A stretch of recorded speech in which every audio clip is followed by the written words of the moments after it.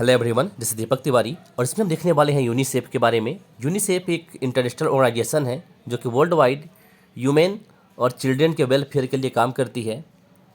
अगर हम बात करें इस संस्था के हेड क्वार्टर की, तो इस संस्था की जो हेड क्वार्टर है, मुख्यालय है, वो अमेरिका के शहर न्यूयॉर्क में है, जो कि हम यहाँ पे देख पा रहे हैं। तो ये है इसका हेड क्वार्टर यूनिसेफ का यहाँ पे। अब अगर हम आगे बात करें यूनिसेफ के बाकी कामों के बारे में, तो यूनिसेफ को स्थापित किया गया था सेकेंड वर्ल्ड वार के बाद में, ताकि जो महिलाएं और बच्चे बच गए थे उनके स्वास्थ्य के लिए, उनके एजुकेशन के लिए और इमरजेंसी में कुछ सिचुएशन अगर सपोर्ट चाहिए तो उसके लिए हेल्प प्रोवाइड करा पाए। इसी के लिए इसका गठन किया गया था इस संस्था का।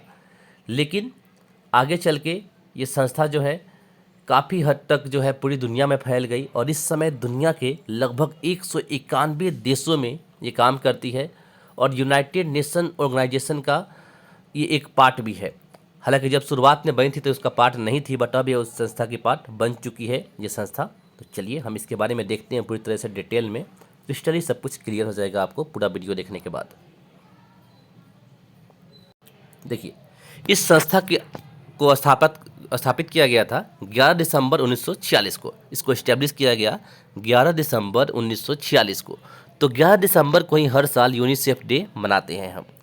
इसका जो फुल फॉर्म नाम है वो है United Nations International children's Emergency Fund, लेकिन बाद में इसमें से इंटरनेशनल और साथ ही साथ इमरजेंसी, दो वर्ड को हटा दिया गया और अब इसका जो नया नाम है वो ये है यूनाइटेड नेशंस चिल्ड्रंस फंड, यानी कि संयुक्त राष्ट्र बाल कोष इसको ये बोलते हैं। और ये नाम कब चेंज किया गया था? 1953 में। 1953 में ऐसा क्या हुआ था? देखिए, 1953 में इस संस्था को यूएन का पार्ट बना दिया गया था प्रॉपर। लेकिन जब ये संस्था बनी थी तो पोलैंड के एक चिकित्सक थे, इनका नाम था लुडविग राचमैन। इन्होंने ही इस संस्था को बनाने में बहुत बड़ा रोल प्ले किया था। ये पोलैंड के थे और एक डॉक्टर थे ये। और 1953 में जब ये संस्था यूएन की पार्ट बनी, यूनाइटेड नेशंस की पार्ट बनी, तब इसके नाम को हटाकर वैसे कर दिया गया था। इस संस्था को कई पुरस्कार मिल चुके हैं।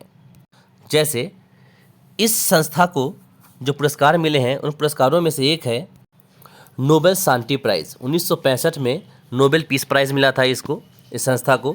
1989 में इंदिरा गांधी अंतर्राष्ट्रीय पुरस्कार दिया गया और 2006 में प्रिंस ऑफ एस्टूरियस अवार्ड से भी सम्मानित किया गया है इस संस्था को।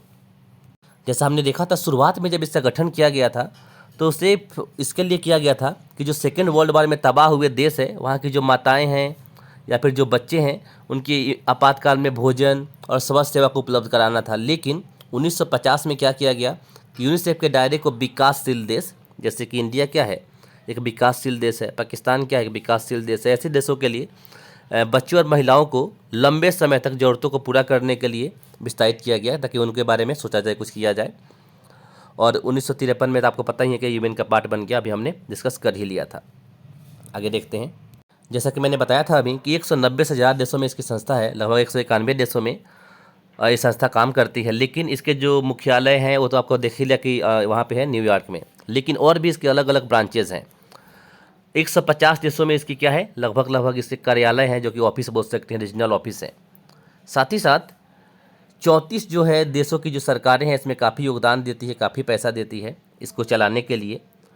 और इसके कई और आपूर्ति विभाग भी है यूनिसेफ के। जैसे कि आपूर्ति विभाग में क्या है, कोपेनहेगन स्थित एक जगह है। इस जगह पे जैसे HIV के लिए टीका देना, पोषण संबंधी खुराक देना, आपातकालीन आश्रय यानी कि इमरजेंसी में रहने के लिए घर, परिवारों के लिए पूर्ण मिलन, जो परिवार बिछड़ गए उनको मिलाया कैसे जाए, और बच्चों और माताओं के लिए टीके की बात करूं मैं, जो टीका दिया जाता है वो टीका हर साल कम से कम 2 से 3 बिलियन टीका यूनिसेफ फ्री में जो है उपलब्ध करवाता है विकासशील देशों को, बच्चों के लिए। साथ ही साथ अमेरिका और नेपाल जैसे देशों में क्या होता है कि ट्रिक और ट्रीट, क्या है, ट्रिक और ट्रीट फॉर यूनिसेफ नाम की एक बॉक्स होता है छोटा सा। उस बॉक्स में जो है पैसा देके दान करते हैं लोग। कहाँ पे? अमेरिका में, नेपाल में और कुछ और देश हैं उन देशों में। देखिए क्या है, आपने देखा था कि लगभग दुनिया के 190 से ज़्यादा देश जो है इसके भाग हैं, 191 देश। लेकिन 9 देश ऐसे हैं कि जो इसका सदस्य है ही नहीं। जैसे कि बहामास हो गया, ब्रुनई हो गया, ब्रुनई हालांकि बहुत अमीर देश है, साइप्रस हो गया, लतविया हो गया, और ये भी दोनों देश है जो ये लातविया और लिechtenstein, ये दोनों के दोनों यूरोपियन देश है। माल्टा हो गया, मॉरिशस हालांकि अफ्रीका का है ये, मोनाको हो गया जो कि ये अफ्रीका में ही है, और सिंगापुर है कि एशिया में है ये सब देश इसके शामिल नहीं है। तो 9 देशों का आप ध्यान रखना यहाँ पे, आप चाहे तो वीडियो पॉज करके देखना। ये जो देश है इसके पार्ट नहीं है यूनिसेफ के। तो इसके अलग अलग लोग जो है सेलिब्रिटी राजदूत बनते हैं इसके, मनोरंजन से, फिल्म से, राजनीति से, टीवी से, टेलीविज़न से, खेल से, मतलब बड़े बड़े लोग को उठाते हैं और ये अपना ब्रांड एम्बेसडर बनाते हैं उन लोगों को लेकर। जैसे इंडिया में 2005 में अमिताभ बच्चन थे, आगे चलकर फिर सचिन तेंदुलकर बने, फिर उसके आगे जाने के बाद 2015-16 में प्रियंका चोपड़ा बनी। तो ऐसे ऐसे बड़े बड़े लोगों को ये यूनिसेफ के जो है ब्रांड एम्बेसडर बनाते रहते हैं, क्योंकि कई सारे प्रतियोगिता जीतते हैं या फिर बड़े लेवल पर जो फेमस लोग होते हैं उनको बनाते हैं ये। सो उम्मीद करता हूँ कि इससे मिली जानकारी के हिसाब से आप अपना क्वेश्चंस को अच्छे से सॉल्व कर पाएंगे जो भी आने वाले एग्जाम में आएंगे, और ऑब्जेक्टिव होंगे या फिर डिस्क्रिप्टिव राइटिंग होगा, दोनों को ही आप अच्छे से कर पाएंगे। तो मिलूंगा मैं फिर नेक्स्ट वीडियो में एक नई संस्था के साथ में। Till there, bye bye and take care.